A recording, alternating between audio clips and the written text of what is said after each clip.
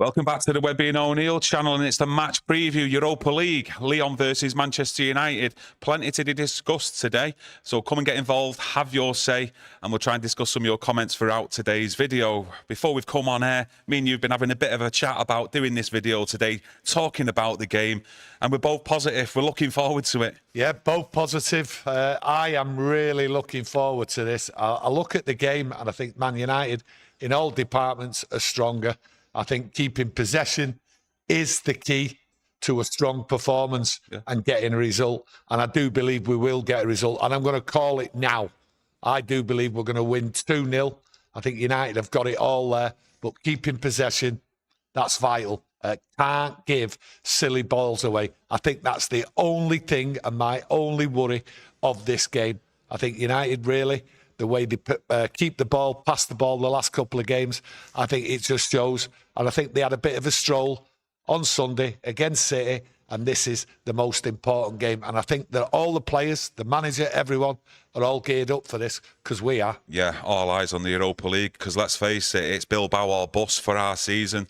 And if we were to win the actual Europa League, or we weren't to win the Europa League, it would have implications for the summer transfer budget and next season as well, with or without Champions League football. But I've spent like the past hour and a half, 2 hours before we come live, watching the last 5 or 6 games that Lyon have played, and the one thing that glaringly was obvious to me is set pieces. They are so vulnerable at set pieces, from corners, free kicks, and I've got to start the 2 players in my starting 11 for this. Casemiro, he's a threat for me from corners, free kicks. Harry Maguire as well.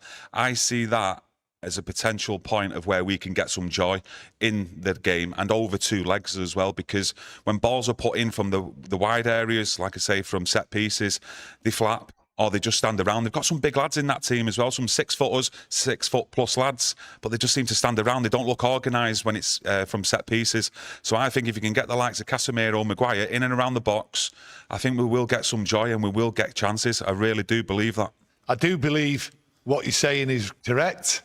But I've got to tell you this, he's proper worried, because I have never, ever seen him study a team like he has this morning. He's been going like that, shouting to me, hey, look at this, telling me, right, their weaknesses and everything. And we all know, right, you can look till you're like going blind, right? It means nothing. This is a European game. Big club like Lyon, they're going to be up for it. We know that. But him studying the game like he has done tells you how worried he is. I'm not worried. I believe we're going to win this cup. And I go back to something you just said there. Winning this Europa League will unlock the summer transfer window, right? And get Ruben Amorim going and this team. And then hopefully the fans can buck up. It's nice to win a cup. Winning the Europa League, great. Years ago it wasn't, but it's so vital now. And, you know, he's worried to death. So what's he going to be like in the second leg? I just don't know, because I look at the return leg and it's vital going into that second leg that we're not handicapped and we're having to chase the game. But I do believe, I honestly believe that we are stronger. And I did say just before, we're stronger in all departments, but I'm reflecting on that. We're not the strongest, right, in the department of scoring goals. So it'll be one up front, and let's just take the chances when we can. Yeah, I've got to admit, my legs are absolutely shaking under this table. But not with worry, though, with excitement. No. Meaning moonwalking under the table right now, because I'm really looking forward to this game. And I think a lot of Manchester United fans are as well, the fans that we speak to, not just on the channel as well, but around the ground when we come in here to film, our friends and family. And we all know the importance of this Europa League. That's true. This season. But I'm going to go back on some of the actual scouting report that I was watching before. I'm noticing that when Manchester United, or shall I say other teams, have got the ball at the back, they tend to sit off the actual defenders in the back 4. We'll obviously play a back 3, but they'll wait for that ball to be put into midfield, and that is when they'll pounce to try and intercept the ball and then to do a quick breakaway and counter-attack. So the ball's in from the back 3 into midfield. It needs to be quick, precise, and maybe some of that one-touch football so they can get it out of midfield and get it forward. We can't have any of this sitting back for me. I think if we was to sit back 5 or 10 yards that we're seeing against Manchester City, more or less at Old Trafford against Arsenal as well, especially in that first half. I do not think that'll play into our hands, and it'll play into the hands of Lyon. Listen, I think Bruno Fernandes, I think his continued form, the way he's been playing, I think is so vital to this. And I think he will lead us. What you've got to look at is Bruno supplying down the wing, getting the balls out there quick, whether it's on the left or the right. And as I see it, we've got to get behind him. We're not doing that on a regular basis. And when we do, we just seem to mess it up. You look at the wingers, they just don't have that, like with Dorgu and Garnacho. That hasn't worked at the moment. Garnacho hasn't unlocked Dorgu when he goes past him. Just keeps hold of the ball. But I think Bruno will force this team to push, to be on the front foot. Bruno is in great form, playing really well. We know he had a bad half of the season, but I don't think we'd be 13th without Bruno Fernandes. I think we'd actually be worse off, to be honest with you, because he has led, and he's led from the front. I always doubted him as a leader or anything like that, but he's just come on leaps and bounds. It's the Bruno of when I first seen him at Manchester United. I didn't really know that much about him before, but he is now, he's on that pitch and he's leading them. He will create the chances. And to be honest with you, I think he'll score a goal. I do. I honestly think he'll score a goal. He's in that good form. Yeah, and you get that feeling at the moment, really. If you're looking back on recent games, particularly in the Premier League, I know this is Europa League, but, our goals aren't going to come really from anywhere else other than Bruno Fernandes or possibly Garnacho, either them two to create something or get a goal themselves. They're the only two players you really feel, in my eyes, that you're confident in. And you mentioned Garnacho before about on the wings. For me, he has to start on the right-hand side as that number 10, if he does start. And put Xerxes on the left-hand side, because like I mentioned as well before, when I've looked at Lyon, I mean, they're vulnerable at them full-back positions. When they vacate that space there, they're vulnerable in the channels, and we're going to need the likes of Dorgu, Garnacho from the right-hand side, and Delo to play them balls in down the channels where they leave space. And hopefully Højlund has got that movement, is switched on, where he can make them diagonal runs and we can create something on goal. I mean, I do see that as a weakness with Lyon. I actually think he might play Mason Mount and drop Garnacho. I think he'll look at the possession-based football, and that's where Mason Mount comes in, and that's where Bruno comes in. It'll give Bruno a little bit more freedom, I think. And if you've just got the one up front, whether it's Xerxes or Højlund, but I think Mason Mount is vital in this team to come in. He's had enough game time now, and I think his work rate will unlock the defence, and United will get behind.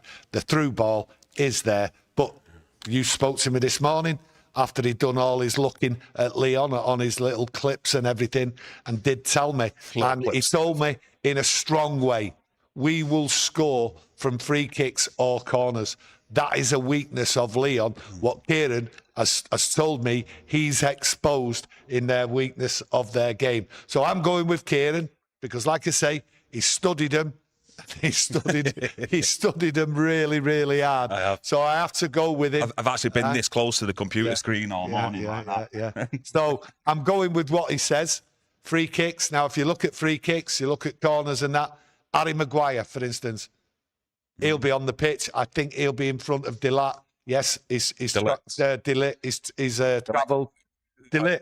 Yeah, but I think Delight's injured for this one, and I don't think he's going to make this one. I've seen Kobbie Mainoo back in training this morning. Kobbie Mainoo's back in training, but if Delit travels, right, I don't think he'll start if he travels. But Maguire's fine, got brought off with an eye to this game. That's what I believed why he got brought off. I think Harry Maguire's a bit disappointed after coming off. But if you're looking at corners and all that, and you see the way Harry Maguire has been transformed the last 6 months, he's vital for any corners and that. So corners are a weakness for him, and free kicks.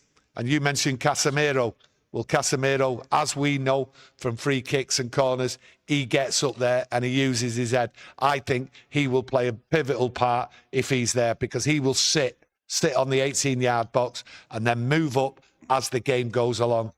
I'm actually glad, one of the positives from the Manchester City game, which was basically a bit of a ball fest considering it was a derby. But Casemiro was getting the recognition I think he deserves. And I've been saying, really, ever since that Tottenham game away, where we did actually get beat, I've been impressed in how he's actually been doing his work, Casemiro, especially in that shape that they do, where it's more of a defensive shape. Yes, he does need bodies around him, but I think he's been playing pretty well, Casemiro. No, you look at the recent games as well, even against the likes of Arsenal, the 2 legs away to Sociedad, Leicester City. I know some people out there will say, oh, it's only Leicester, it's only Sociedad, blah, blah, blah. But you can only play what's in front of you. And for me, I do think he's got still a big role to play in this Europa League until the end of the season. And I've been, I've liked what he's done. Yeah, he suits European football where he's sat there. But if he plays in the Premier League, getting up front, getting back, running, all that, his legs can't take it. So he did well against Manchester City. He's been doing well in the Premier League. For me, Amorim's actually changed the way he should be playing. I'm not criticising him in the Premier League, in the games he's had. He's done well because he's sat there. What I'm saying is, when we had the Casemiro, when we first had him, he was always up there, getting in, scoring goals, everything, running back, running all over the pitch. That's what he doesn't do now. So, European football, away game, suits him down to the ground, sits there, goes to the left, goes to the right, intercepts. So if Casemiro plays, I've no worries about it. I look at Mainu, right? He won't get a start. It's a huge boost. He's come back. So that I look at him, Mainu, might be used in the second leg at Old Trafford. So let's just hope when we come back to Old Trafford, we're not chasing the game. You've got familiar names as well.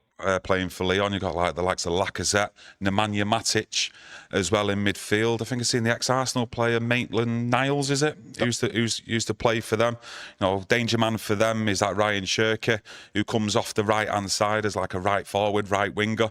So on that left-hand side of ours, Dorgu, if it's Mazraoui on the left or Yoro in the back three, they're going to have to keep their eyes out on that player as well, because he can whip a ball in and he's neat and tidy with his one touches and then running forward behind the defence as well. Well, one thing I have liked about United is the defence.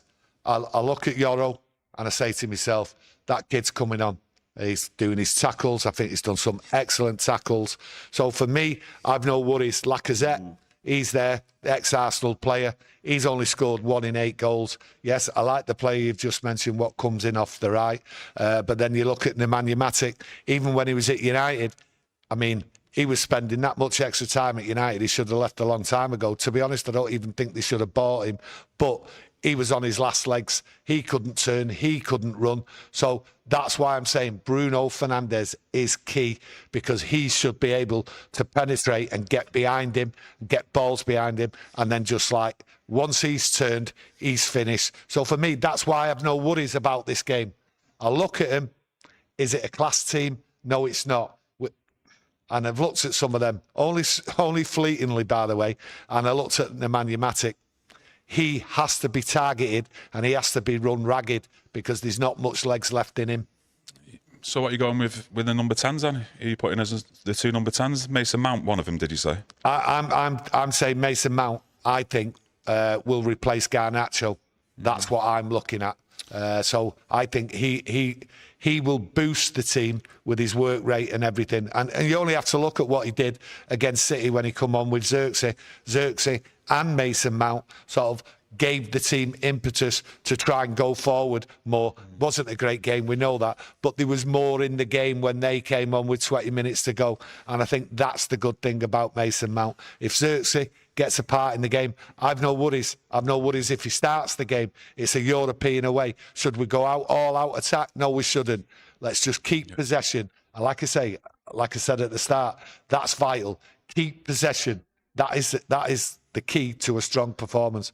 And having Mount in there and having someone that can hold the ball like Xerxes, I'm fine with it. And if Højlund has to be on the bench, fine. I'm fine with that. Come on, try and make an impact if needed later on. Yeah, you could possibly see, let's face it, it's a European away tie, and to come away there with a draw, to then get the job done at Old Trafford wouldn't be like a disappointing result, really, in my eyes. And you could possibly see Casemiro, Agate in midfield to give you that like defensive like shape in there, and with Bruno Fernandes and Mason Mount as a number 10. I mean, I wouldn't be too disappointed with that.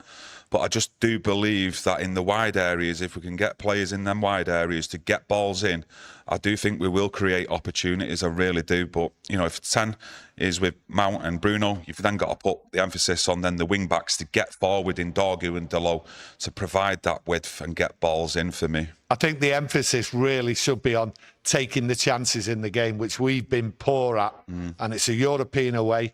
Nice. Keep on the front foot, keep trying to push them back, right, and take the chance when it comes. And when it comes, if it comes from a free kick or a corner, that's fantastic, because the second half, if we're in the lead in that first half, they will open up. And I think that's when the changes will be made and we'll be able to pick them off. Bringing Garnacho on in the second half, 1-0 up. That'd be fantastic, because he will have all the space, because they will be forced to come forward. So for me, it could end up United winning 2-0. They open up. And I look at it in different ways. An exciting game. Also a little bit nervous. But I think United have nothing to fear. And it's the Farmers League. How many times over the years have I heard people on there talking about players in France playing for teams, different teams and all that, and they criticise the French league and everything? I don't criticise it. I think there's some good teams in there, right? But the amount of people what turn around and say it's a Farmers League and disregard it and disrespect it and everything, well, if that's the case, we should be going there, okay, according to lots of people out there, and we should turn these over and not worry. Players this week, I've heard a few come out, Onana, Delo, to mention just a couple, and they're talking about the confidence, how they're all looking forward to it and everything. So in the camp, it's a good mood. Ruben Amorim is looking forward to it. I've said time and time again, this Europa League is the one, and that's before Ruben Amorim coming. But I think it suits Ruben Amorim.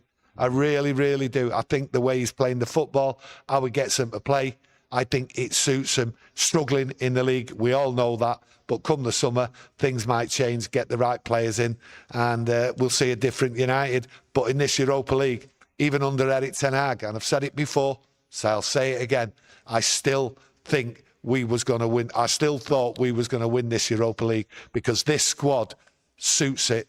But that's my opinion. I've had it all year. I've had it since the end of September.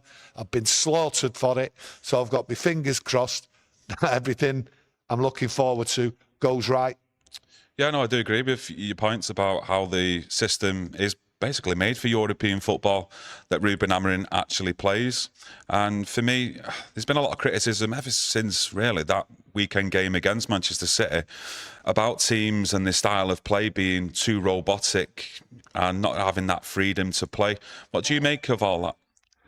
Not having the freedom to play. Like watching the football like it's robotic, you know, the tactics are taking over some of the freedom of the players, you know, to express themselves in attack, etc. Players in the league or just United? Well, United, just what you're watching in general, really, especially with Gary Neville's comments on Sky. I don't think they look at it in the same way as I do. I look at it that Ruben Amorim has been experimenting, has been changing the things, because he's got nothing to worry about. He knows what's coming in the summer. He knows lots of players are going. So you're wasting your time with some of these players. You just got to get them out there and get them to do a job, and it's hard enough. So robotic and all that. Listen, the league's not that great this year. It's not been exciting, but when we last won the league under Sir Alex Ferguson, not many people can remember any good games then. It was robotic then. It does happen, but then things will change in the summer. Teams will change. Lots of injuries this year for all sides. So maybe they're looking at it. Maybe too many people are getting involved, but I'm not worried about it. This will be an exciting game. That's what I'm on about. The games, what are coming in the league, they might be robotic. They might be robotic because we've got nothing to play for, nothing to worry about. There's nothing on them.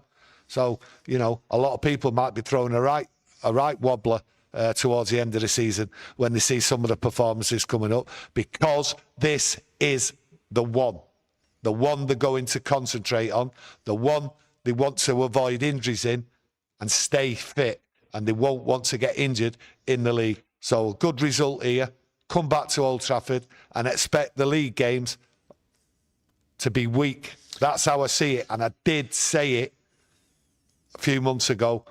Come the end of the season, we're going to see a United side go one way or the other. Well, that performance on Sunday told me we're going the other way, because now we're all focusing on the UEFA Cup and we don't want anything, Europa League, sorry. We don't want anything to go wrong. And these players will be rested. Yeah, for me, just mentioning about like the tactics and a bit of a storm after that derby about, you know, the tactics, you know, the way teams are playing now, robotic, not having that freedom. But the same people were absolutely slamming Erik ten Hag early in the season, last season, about having no style of play. Now, for me, I have seen improvements over the last 3 to 4 weeks where we're seeing a bit more of a style where players are getting a bit used to maybe the instructions, but it's just evident that the quality of the individuals aren't there yet. And I think if we do have a good summer transfer window, me personally, I think we need at least 4 or 5 players in there, whether that's younger heads or experienced, but 4 or 5 has to be a minimum. I do think then we'll see improvements in this system next season. But for people to slate what they're actually seeing under Ruben Amorim at the moment, at least we're sort of seeing something. It's not pretty. I mean, I'm not enjoying it, 90 minutes of football. I don't think anybody is. But you are sort of seeing a bit of a build-up play. You are sort of seeing like a style, especially from the back into midfield. It's just then when we get further forward, it just lacks real creativity and any goal-scoring opportunities. And let's hope they can address and fix that in the summer. I just think it's hypocrisy from certain people in the mainstream media to come out and say certain things that they have done. Yeah, I think they're just on a depression. They're just slagging off. It's what they do in the media. But I think there is a style there. I think a lot of people have seen a style. But what it is, and this is a fact, and we all know it, some of the players aren't good enough to do what they're supposed to do. The style's there. We can see it. We can see it with one player, Dorgu. So we're going to see it when Ruben brings in players what can play his style. But the quality to play this style, to even play for Manchester United, some of these players aren't up to it. Some of them, sell-by date's gone. Yeah, but you look at the other teams in the Premier League as well, like Manchester City, they didn't do their rebuild well in the summertime because certain players should have maybe been moved on, or they should have brought players in to revitalise the squad. You look at Arsenal as well, you know, centre-forward area. You know, not a lot of them are saying that from last night's performance against Real Madrid, even though 2 of them from free kicks, which were worldies, by the way. But Manchester United recruitment, again, it's just that the top teams, the recruitment has been poor in the last 12 to 18 months, then to kick them on this season. And that's why we've seen a drop-off, I think from a lot of teams. And you've seen some of the so-called lesser teams, like your Bournemouths, etc., you know, your Brentfords, and other teams, like even your Villa, over the last 12 to 18 months, come on because their recruitment's been really good and it's been steady. Whereas the top teams, they've probably failed to do that and relied on more of the older heads to get them through games when, you know, they can't really do it anymore. I look at it this way, simple. Okay, same with United. They haven't recruited top quality, all the teams, because they've been frightened to spend money. And I think that's what it is. PSR rules. Yeah. Whatever rules they call it. They've been frightened to spend money. And I think once the rules are sorted and they get more freedom to go out there and splash the cash, I think you'll see something different. And I think United will splash the cash this summer. And winning the Europa League will help that. Yeah, of course, when you've got the players in that can play your system, you see a much better team. And I just think some of the teams out there, including United, look where we are in the league this season and the performances. We've just not had them players in due to good recruitment. But I think that's gone for a few teams this season because they're not having the season that all the fans and the club expected. And I did have a super chat here off Zayn Miassi, who I think is an Arsenal fan. Thanks for your super chat. We're going to the final after our Real Madrid masterpiece. Shame we won't see you in the final. Good luck for Thursday. Thanks for the good luck, Zayn. Yeah, 48 hours ago, Arsenal fans were decrying the manager Arteta. When he loses this, he'll get sacked. So it's nice to see a bit of positivity. Yeah, just like to thank you all for joining us today, getting involved in the chat. I'd just like to remind everybody, okay, we are unbeaten in Europe, the only team. We are indeed. Unbeaten. Well, let's hope. So that just tells you this squad is suited to European football. So you can forget the meltdown, the first 3 draws. It's all about not getting beat. Fingers crossed that continues, because we do need to win that this season, and I'm looking forward to it. I am confident, I'm not going to lie. But yeah, I'd just like to thank you all for joining us in the chat, getting in your own opinions. As usual, it's much appreciated. If you want to support the channel, smash a like on today's video, and we'll be back tomorrow with another chat. So get that notification on, and we'll see you.